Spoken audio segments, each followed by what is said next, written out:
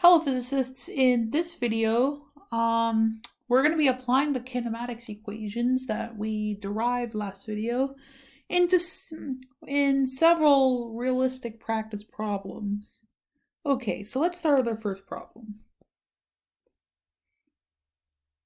Okay, so let's say we have a car.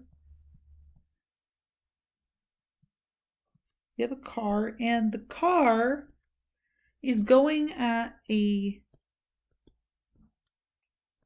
velocity of 30 meters per second. Rightward. Now, it accelerates to 15 meters per second. So it slows down. Or y'all might say decelerates to 15 meters per second. And the car does this over the course of 100 meters. So my question is, what was the acceleration? And how long did the slowing down take? Okay, so where do we start this problem? Let's write our kinematics equations.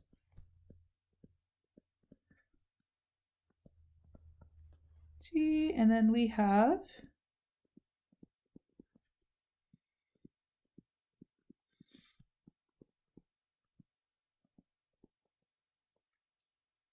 okay, so these are our equations. And as you might see, it will be easier for us to solve for t first. So we're going to start with the second quantity and then work our way to the first one. So how long does it take for us to slow down when we're covering this distance? So what we're going to do is we're going to solve everything symbolically first and then plug in afterward and solve that equation. So it's a little more concise. So let's solve for acceleration. So that'll just be Vf minus V naught over t. Simple enough. And then we plug in to here. Delta x equals V naught t plus 1/2 Vf minus V naught t times t squared. And what's good about this is that these t's cancel. So that makes the entire problem linear. This becomes a linear equation. So if I distribute the t and the 1/2, we get 1/2 times Vf plus V naught t, and that is equal to delta x. And if you have learned more kinematics equations, this might be one of them, the equation without the acceleration. So we've just derived it, so we have a very nice, neat, linear equation. And what we're going to do is try to solve this equation for t. Now, the final velocity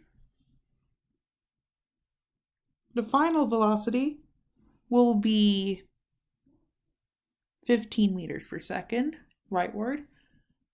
And the initial will be 30 meters per second. So let's just input that.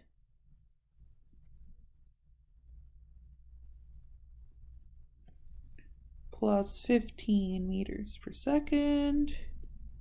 Oh, I switched the order, but again, it doesn't really matter.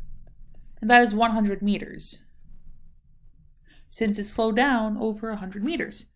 Now, multiplying both sides by 2 and simplifying this expression, we have 45 meters per second times t equals 200 meters. And then dividing both sides by 45 meters per second,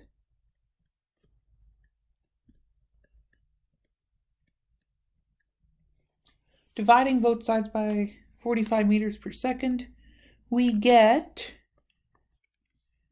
200 divided by 45, we get 4.44 seconds. So 4.44 seconds. So that's how long the slowing down takes. So let's write our first answer here. 4.44 seconds. Now, what is our acceleration? Now we have an expression for acceleration here. So by substituting, we have acceleration equals our final velocity, 15 meters per second, minus our initial, 30 meters per second. Watch how it becomes negative, right? Because we're slowing down. So if I were to divide that by 4.44 seconds, we get the answer, minus 15 divided by 4.44 minus 3.375. Minus 3.375, which she'll just estimate to negative 3.4 meters per second squared. That is our acceleration. So notice how we've only used two equations and we've solved this problem. We have solved this problem. Now, let's move on to a different problem.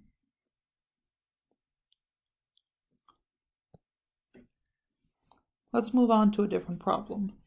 Now, we have our car again.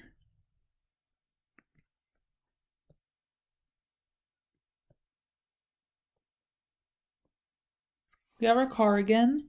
And this time it starts at rest. So that actually shouldn't really exist. It starts at rest and it undergoes an acceleration of 6 meters per second squared, which is actually quite an acceleration. 6 meters per second squared over 100. Let's make it 150 meters. Okay, so it's like a launch pad. Okay, it undergoes an acceleration over 150 meters. So my question is, what is the final velocity at the end of the acceleration? So we're going to write down our equations again. Vf equals V naught is AT, and delta x equals V naught T plus 1/2 AT squared. Now we don't have any times, so it would be convenient to eliminate time. From the equation. So if we solve for t, Vf minus V naught over A, and substitute, so you get kind of a messy expression, so just bear with me here. So we get sort of a messy looking expression. So we're going to simplify a bit, quite a bit. So you have V naught Vf minus V naught squared over A.